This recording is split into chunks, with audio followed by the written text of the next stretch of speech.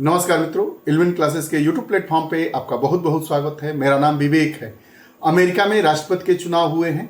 4 वर्षों का वहां पर कार्यकाल होता है। कौन सा रीजन किसके पक्ष में था, इस पर हम लोगों ने बृहद बात की है। उसका लिंक उस वीडियो का कि अमेरिका में कैसे चुनाव होता है, वहाँ के राष्ट्रपति का उम्मीदवार कैसे चुना जाता है, उपराष्ट्रपति का उम्मीदवार जो तय होता है उसको तय करने की जिम्मेदारी किसकी रहती है, इन तमाम मुद्दों पर हमने बात किया। वोटों की गिनती हो रही है और उस वोटों की गिनती से ऐसा तय मान लिया गया है कि अमेरिका के जो नए राष्ट्रपति होंगे वह होंगे Donald Trump. Donald Trump Republican party से आते हैं। रिपब्लिकन पार्टी को आप जानते ही है, संरक्षणवादी कैपिटलिज्म की अवधारणा पर यह काम करते हैं। तो हम यह इस पूरे वीडियो में यह जानने का प्रयास करेंगे कि डोनाल्ड ट्रंप के राष्ट्रपति बनने के बाद भारत की स्थितियां क्या होगी। वीजा की वहां पे जो पॉलिसीज है उसमें आप जानते ही हैं कि बहुत ढेर सारे बदलाव इसके द्वारा कर दिया जाता है। जो रिपब्लिक पार्टी है वो अपने राष्ट्र की सुरक्षा को नंबर 1 पर रखती है और जो डोनाल्ड ट्रंप है उनका तो कहना ही नहीं है। हमने पिछले कार्यकाल से इसका जो उनका कार्यकाल होगा उस पर अनुमान लगाने वाले हैं और यह पूरे वीडियो सेशन में इन्हीं मुद्दों पर हम बात करेंगे। वीडियो सेशन को प्रारंभ करने के पहले अगर आप हमारे इल्विन क्लासेस चैनल से नहीं जुड़े हैं, चैनल को सब्सक्राइब नहीं किए हैं, तो कृपया चैनल को सब्सक्राइब करिए, बेल आइकन का बटन दबाइए ताकि जो भी वीडियोस आए उसका नोटिफिकेशन आप तक पहुंचे और आप उसका लाभ उठा सके। आइए वीडियो सेशन को समझते हैं, इसके टाइटल को समझते हैं और इस पर हम बात करते हैं। डोनाल्ड ट्रंप का राष्ट्रपति बनना भारत के लिए अच्छा या बुरा। जो डोनाल्ड ट्रंप अमेरिका के राष्ट्रपति बने हैं 20 जनवरी 2025 को यह शपथ लेंगे, तो इनका बनना भारत के लिए अच्छा होगा या बुरा होगा। अच्छा और बुरा हम सभी नीतियों पर देखेंगे, राजनीतिक स्थिति पर हम देखेंगे, आर्थिक स्थिति पर देखेंगे, अमेरिका और भारत का जो व्यापार है उस विषय पर भी हम बात करेंगे और पूरे समग्रता से इस टॉपिक को आज हम समझने का और जानने का प्रयास करेंगे। डोनाल्ड ट्रंप बने राष्ट्रपति, जानिए भारत पर क्या होगा असर। खबर है कि अमेरिका में चुनाव प्रक्रिया का आयोजन हो गया है। परिणामों के शुरुआती रुझानों से ऐसा लग रहा है और अब तो डोनाल्ड ट्रंप का जो जीत वाला भाषण आ गया है, सभी देशों के राष्ट्राध्यक्ष उनको बधाइयां दे दिए हैं और तो यह अब ये राष्ट्रपति बन चुके हैं। 20 जनवरी 2025 को अपने अगले 4 साल के कार्यकाल के लिए यह अमेरिका के राष्ट्रपति होंगे।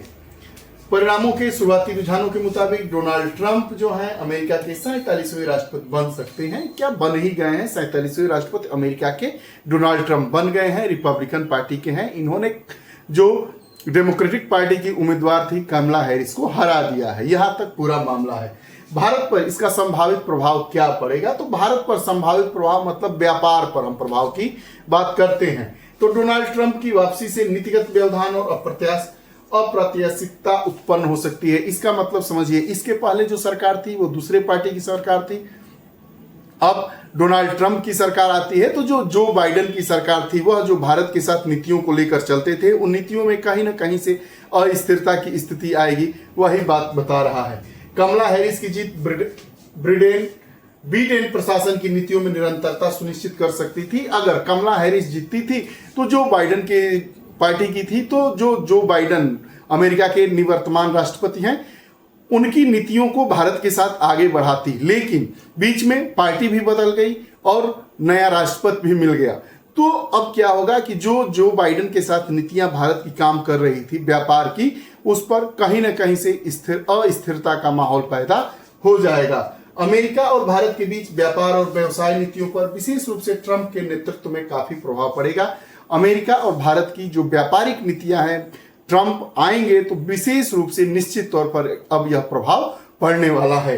ट्रंप ने भारत को व्यापार दुर्व्यवहारकर्ता करार दिया था। हम देखें कि जब चुनावी भाषण हो रहे थे तो अमेरिका के राष्ट्रपति पद के उम्मीदवार जो अभी राष्ट्रपति चुन लिए गए हैं, डोनाल्ड ट्रंप ने कहा था कि जो भारत में बिजनेस के लिए है, व्यापार के लिए, यह दुर्व्यवहारकर्ता के रूप में, दुर्व्यवहारकर्ता एजेंट के रूप में भारत को इन्होंने संबोधित किया था। तो यह उनकी मानसिकता को इंगित कर रहा है और निश्चित तौर पर जो बाइडेन के द्वारा जो भारत के साथ व्यापार की नीतियां कामयाब थी, चल रही थी, उसको धक्का लगने वाला है, जिसमें नए सिरे से व्यापार तनाव बढ़ सकता है और 75 अरब डॉलर से अधिक मूल्य के भारतीय निर्यात पर उच्च टैरिफ की संभावना का संकेत है। हम देखते हैं कि जो अमेरिका और भारत का निर्यात है तो भारत अमेरिका को ज्यादा सामान बेचता है, कम सामान खरीदता है।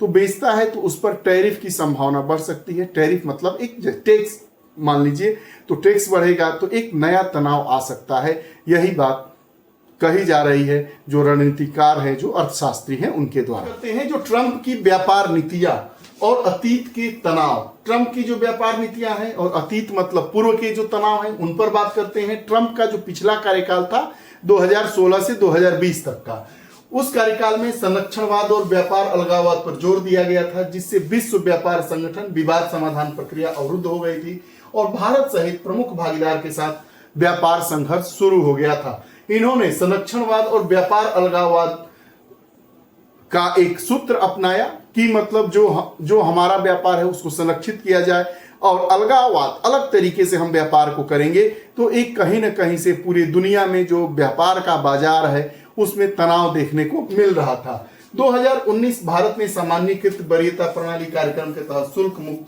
मुक्तता खो दी थी, जो अमेरिका के साथ था। जो अमेरिका के साथ भारत का जीएसपी था उसको भारत ने 2019 में खो दिया था। भारत पर संभावित प्रभाव क्या पड़ेगा व्यापार को लेकर? तो संभावित प्रभाव यह कहा जा सकता है कि जो ट्रंप की व्यापारिक नीतियां चीन को लक्षित कर सकती है, लेकिन नए टैरिफ के साथ भारत को भी प्रभावित करेगी। अब अगर एशिया की बात की जाए तो जो अमेरिका है उसका विरोधी चीन है, तो चीन को काउंटर करने के लिए हो सकता है कि जो अमेरिका की व्यापार की नीतियां हो वह भारत के पक्ष में हो सकती है, लेकिन जो टैरिफ अर्थात टैक्स की जो समस्या है वह भारत को निश्चित तौर पर चिंतित करेगी। चीन +1 रणनीति गति पकड़ सकती है, फिर भी व्यापार बाधाओं से बढ़ती मुद्रास्फीति ब्याज दरों में कटौती प्रभावित कर सकती है, जिससे भारत में मध्यम वर्ग के खर्च पर असर पड़ सकता है। ब्याज दर में कटौती होगी। चीन 1+ की नीति पर यह काम किया जाएगा, मतलब चीन के अलावा कोई एक और ऐसा राष्ट्र हो जिसके साथ अमेरिका अपना व्यापार करे और उसको एशिया में चीन को काउंटर करने के लिए उस देश को आगे साझेदार के रूप में बढ़ाए, तो भारत को इसका फायदा तो मिल सकता है, लेकिन जो टैरिफ है उसके बाद ब्याज दर है उसमें कटौतियां होंगी, तो जो मध्यम वर्गीय खर्च है वो बढ़ने की संभावना है। अर्थात भारत और अमेरिका के व्यापार में जो अभी चीजें हो रही थी वह कहीं ना कहीं कठिन दिखाई दे रही है। कि भारत पर क्षेत्र विशिष्ट का प्रभाव होगा। अमेरिका ने भारतीय दवा निर्यात को प्रभावित हो सकता है। अमेरिका में जो भारतीय दवा निर्यात है, मतलब जो दवाइयां भारत बनाकर बेचता है अमेरिका में, वह भी प्रभावित हो सकता है। H1 वीजा नियमों में संभावित सख्ती के कारण सेवाओं की लाभप्रदता कम हो सकती है। हम जानते हैं या इसका अनुभव हम कर चुके हैं कि जब जब रिपब्लिकन पार्टी की सरकार आई है, वीजा के लिए वहां कड़े से कड़े नियम बना दिए गए हैं। तो H1 जो वीजा है, H1B वीजा नियमों में संभावित सख्ती के कारण कुछ समस्याएं आएंगी। संभावित कर नीति समायोजन से कारपोरेट नकदी प्रवाह को लाभ हो सकता है, जो आंशिक रूप से प्रभावों की भरपाई कर सकता है। जो संभावित कर नीति के समायोजन से जो कारपोरेट हैं उनको लाभ हो सकता है और वह इसकी भरपाई करने में समर्थ हो सकते हैं, ऐसा यह तो भविष्य बताएगा।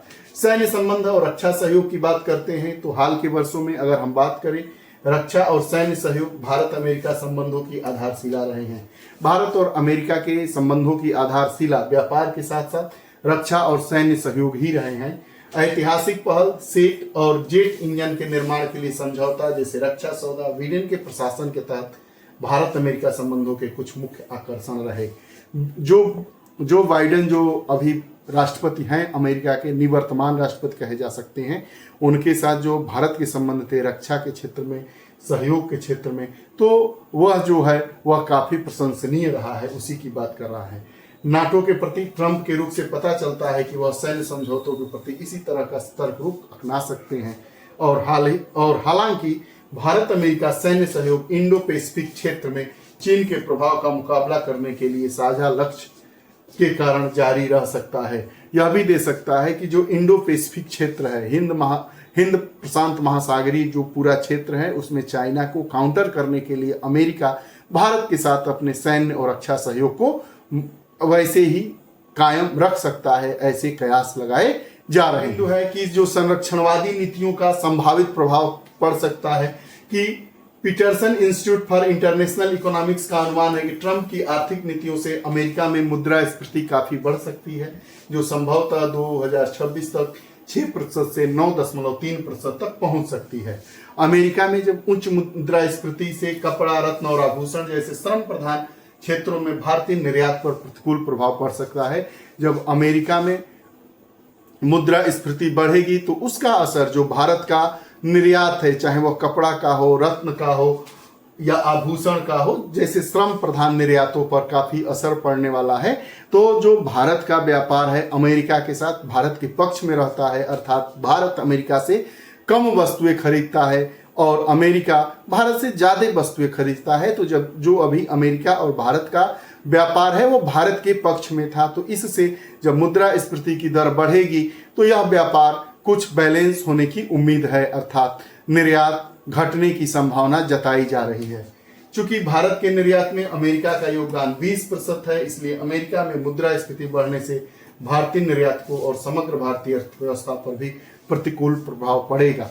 यह अनुमान लगाया जा रहा है कि अमेरिका जो विश्व की दिशा और दशा तय करता है, चाहे वह युद्ध की दिशा दशा हो, वैश्विक स्तर पर पर्यावरण की स्थिति हो, WTO की स्थिति हो, उसके बाद आपकी जो व्यापार की स्थिति हो, स्पेस की स्थिति हो, टेक्नोलॉजी के क्षेत्र में हो, तो अमेरिका कहीं ना कहीं से विश्व के जो देश हैं उनकी नीतियों को निर्धारित तो नहीं करता है, लेकिन उनकी नीतियां किस ओर जाएंगी, उनका झुकाव किधर होगा, इसको तय करने वाला अभी निर्विवाद रूप से अमेरिका ही है।